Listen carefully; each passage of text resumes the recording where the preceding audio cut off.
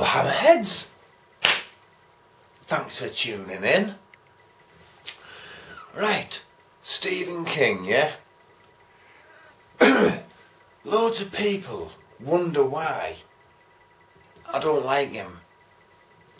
Yeah, I've read some of his books. Obviously, I must have read some of his books. How can I, judge an author if I haven't read any of his books? Doesn't make sense, does it? But he's a bit like the Ray William Johnson of the writing world, you know what I mean? He pays all these researchers and shit.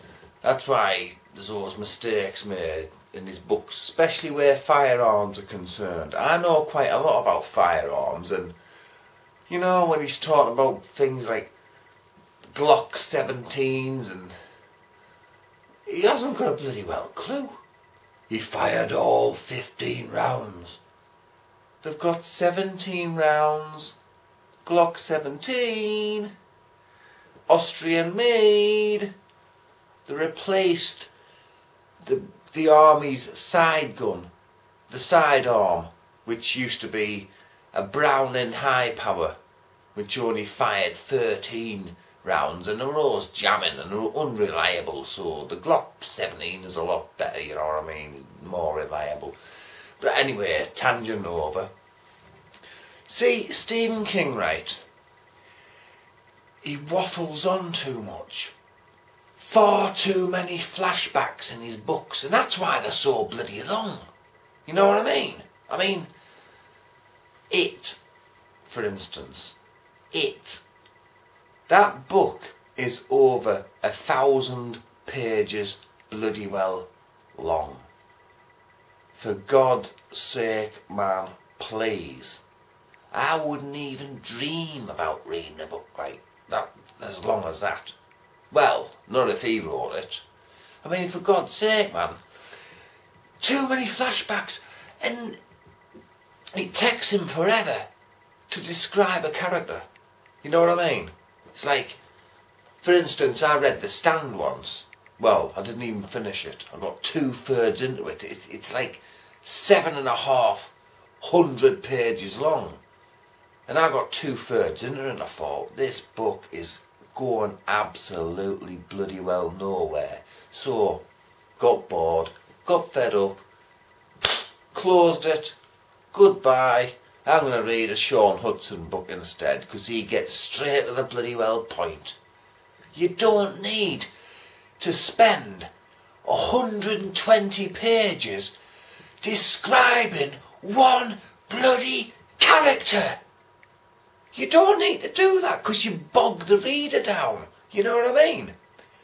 I mean, in my book, for instance, this one here, The Long Cold Winter, and a lot of books I've read, I describe each character that comes into it. And they're always going to come in it again, aren't they? So I describe the character every time they're in it. Throughout. Not in big splurges, because it bogs the reader down. And even bloody flashbacks, like in The Shining. I read The Shining, and it's like, oh my God, do we really need to know about this? Do we really need... Fair enough, you need to know about Jack's past a little bit, when he was a bloody teacher and all that, and why... Well, but do we really need to know about how violent his dad was toward his mother? Do we really need to know how violent his granddad was towards his gran? Do we really need to know how violent his great-granddad was to his great-gran? Do we really need to know? Do we really need to bloody well know?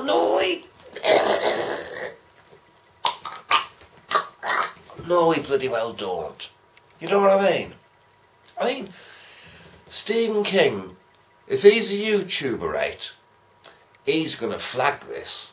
He'll get me kicked off YouTube if he watches this. Guess why? That man absolutely hates criticism.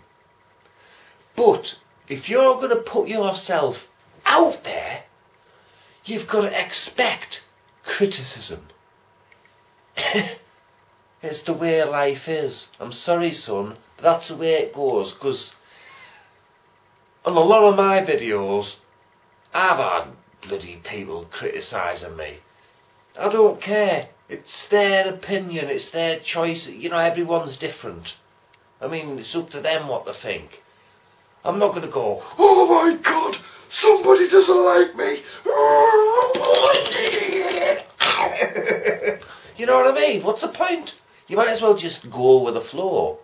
Otherwise, fucking stay incognito, right? Stephen bloody well King, Mr.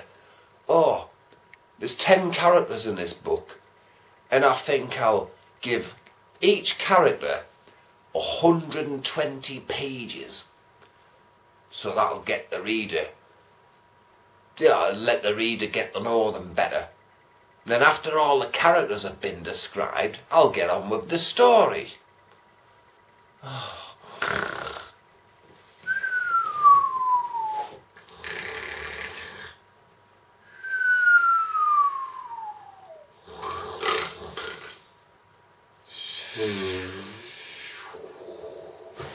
And you know what I mean? I mean, you read a book like by Sean Hudson, and he gets straight down to it. You know exactly what's going on in his books. I'll tell you who's as bad as Stephen King. I know, bloody. Oh, what's his friggin' name, man? I've read loads of his books and all. Oh, it's on the tip of my tongue, man. He's very similar to Stephen King, but not as boring. Dean Koontz, that's it. I knew it'd come to me eventually. I tried to read a book by him once called Strangers. I'll tell you what, if you strapped 5,000 phone books together, that would be a mere nursery rhyme compared to this book I tried to read by Dean Koontz. It was fucking massive. Jesus, if you know, you put it on its side, it's as tall as the fucking Sears Tower in Chicago, you know what I mean? Anyway, hammerheads, rant is over now. I just seen something before that really got my goat up. It was a film adapted from, you know how you see these films? Stephen King's. Christine. No, it's not bloody Stephen King's. He might have wrote the novel, but it should be John Carpenter's Christine. You know what I mean?